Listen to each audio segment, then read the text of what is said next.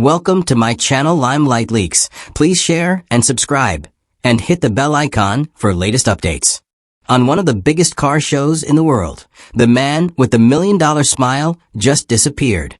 For years, Fast and Loud was a huge hit around the world. It was built around the loud, crazy energy of Richard Rawlings. But right next to him was his total opposite, the cool, quiet, and mysterious Dennis Collins. He was the silent hero making $1 million deals happen. Then one day he was gone. What secret drama finally broke them apart? The disappearing trick. The truth behind why Dennis Collins disappeared from your TV screen is both shocking and simple. He was never fired. He never quit. And he never had a big fight with his best friend, Richard Rawlings. The real reason Dennis vanished is because Fast and Loud itself vanished. The show that was a ratings giant with its best numbers ever in its 16th season did not come back for a 17th.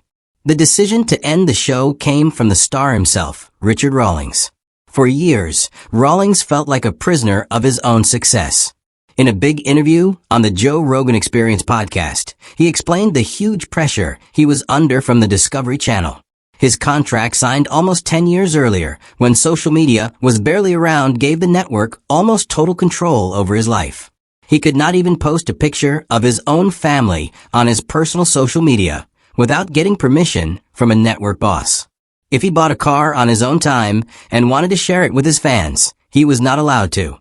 Imagine building a worldwide brand, but not being able to talk directly to your own fans. But it was more than just creative problems. There was a constant money threat hanging over his head. The contract had a rule that if Rawlings said anything that the network did not like, he could be fined $25,000 for each and every time it happened. This meant he had to watch every word, unable to be the loud, unfiltered personality that fans loved. He felt he had climbed to the top of the mountain at Discovery, and there was nowhere else to go. So during the worldwide shutdown in 2020, Rawlings had time to think. He decided it was time to move on. He chose to walk away from the show and become a free agent, ready to grow his brand on his own terms. When Richard left, Fast and Loud ended. And just like that, Dennis Collins disappeared from television. But if Dennis did not leave the show, what was he even doing there in the first place? This is where the story gets interesting. Dennis Collins was never an employee of Gas Monkey Garage. He was not on the payroll. He was not just another character cast for the show. He was an independent force, a giant of a car world who appeared on camera for one reason: his real, decades-long friendship with Richard Rawlings. He was the show's secret weapon, the silent powerhouse who worked behind the scenes, making deals happen that the Gas Monkey crew could only dream of.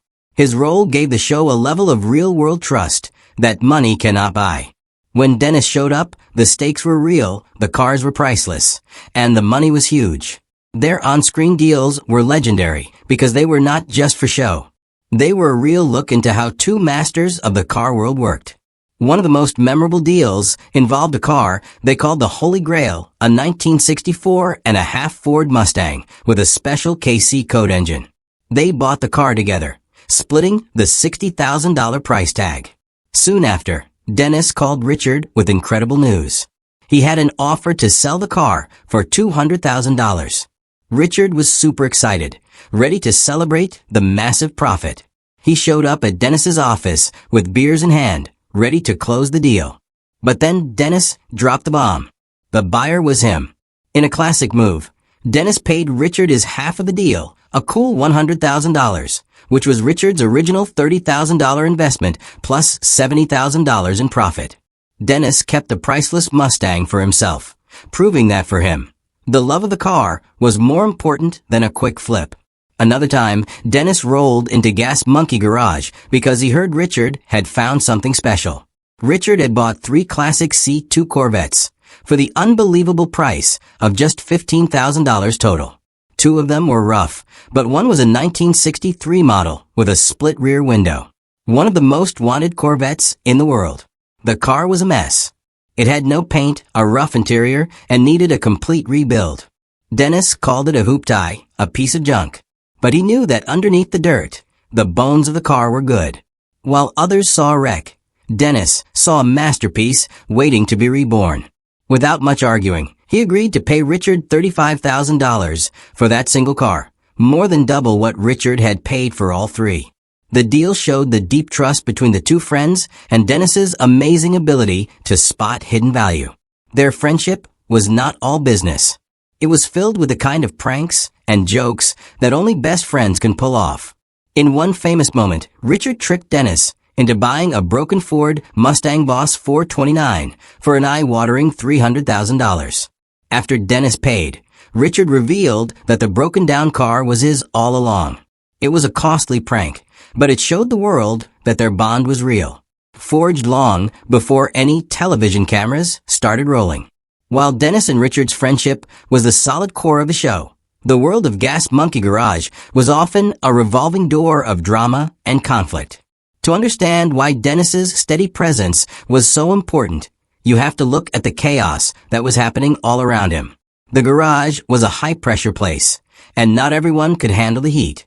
The most famous departure was Aaron Kaufman, the quiet, bearded genius who was the lead mechanic and the heart of the garage's builds.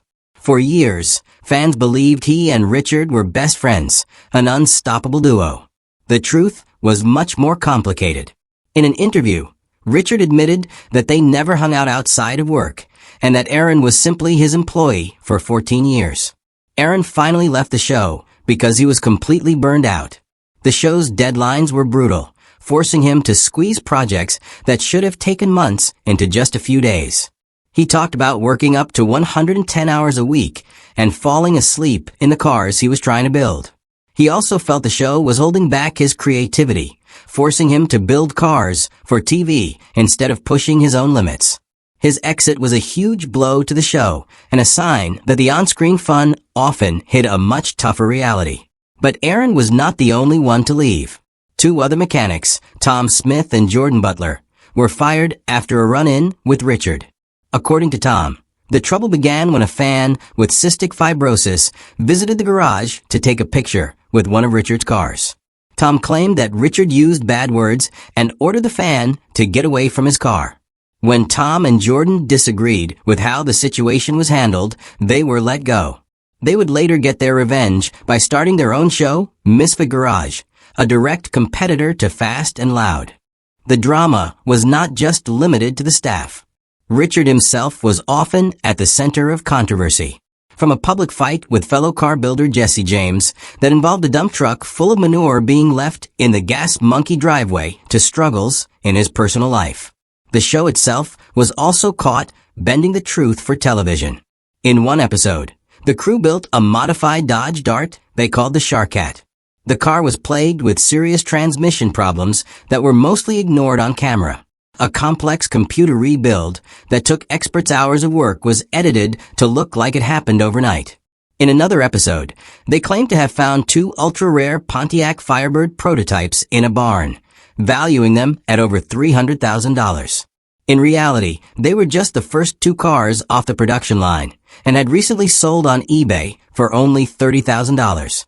Through all of this turmoil, Dennis Collins remained the one constant, a steady and loyal friend to Richard.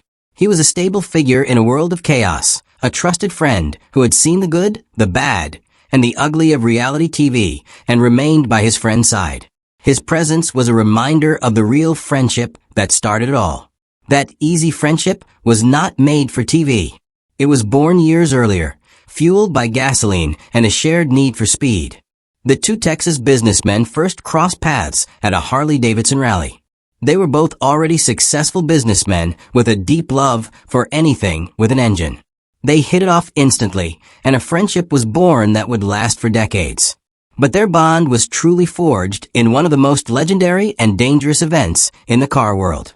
In 2007, years before Fast and Loud was even an idea, Richard and Dennis found themselves at the starting line of the Bull Run Rally, an epic road race across the country. Another driver, confident that it was impossible, bet them $50,000 that they could not break the Cannonball Run record. The Cannonball Run is an unofficial outlaw race from New York City to Los Angeles. The record at the time was 32 hours and 51 minutes, a time that had stood for almost 30 years. Accepting the challenge, Richard and Dennis chose their weapon. It was a sleek black 1999 Ferrari 550 Maranello. To make the impossible journey, they had the car modified with extra fuel tanks, allowing them to drive for longer stretches without stopping.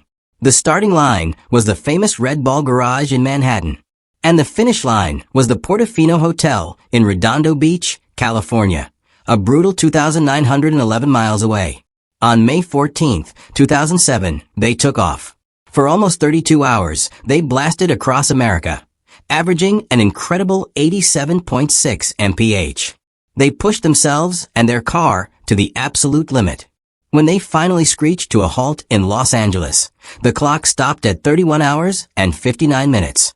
They had not just beaten the record, they had smashed it.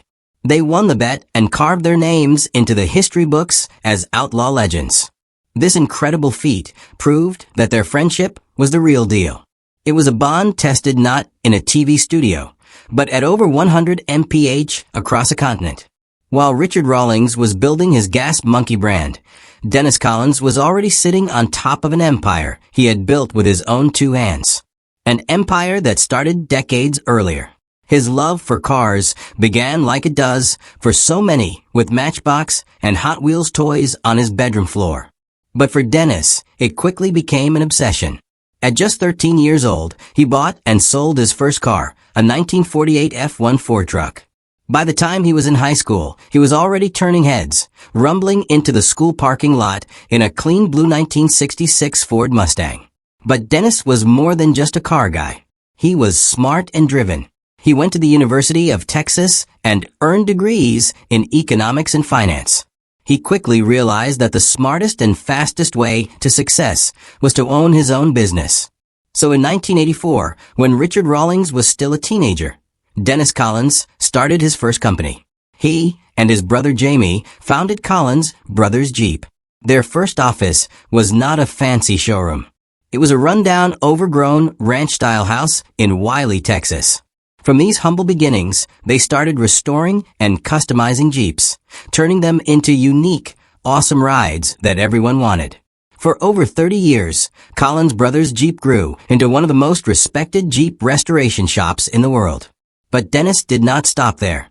In 2007, he launched his own line of custom off-road parts and accessories called Black Mountain, also known as BLKMTN. The brand became a global success, with dealers across the United States and even in Europe. He had built a multi-million-dollar empire with an estimated net worth of $30 million long before he ever appeared on a single episode of Fast and Loud. He never needed the show for fame or money. He was already a legend in the car world. He was just willing to step into his best friend's world to help him out.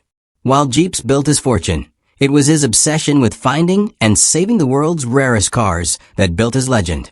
Dennis Collins is not just a car flipper looking for a profit. He is a historian, a curator of car art.